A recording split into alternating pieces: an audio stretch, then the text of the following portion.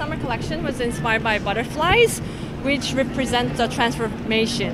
So we were very, like fascinated with the retro images, like old pictures of our mother wearing, like very funky dresses from 60s. And we wanted to use that transformation about how, old like retro elements become into a very modern architecture and sculptural collection. So this is like, if you can see the shape of butterfly, but still it's a very well-built collection because our main focus is like well-tailored clothes of how it actually fits, forms the models.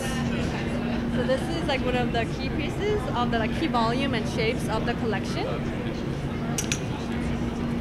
And you can see the same shapes in dresses too. So if you see it from the far, you think it's like just simple white dress, but if you see it closely, there are like so many details and cuts and drapes.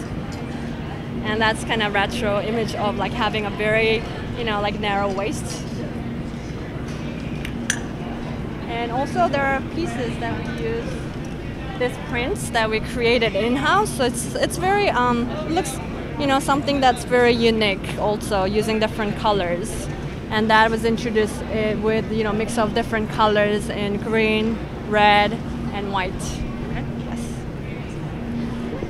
And one thing I wanted to ask Sure. him, but he's always shown in Paris. Yes. Does he have any plans to do a solo show here in New York? New York, we're planning. I mean, we've been participating at Concept Korea for 3 seasons so far, and we love it. I mean, the response is great. We have our own PR and marketing showroom in New York, in Chelsea. So we actually work with a lot of stylists in New York, and they'd love to see his solo show in New York as well. And finally, there's been a big push for Korean fashion Yes. design here in New York, which is great. We're trying hard. So every season, I see more and more designers Yes. here.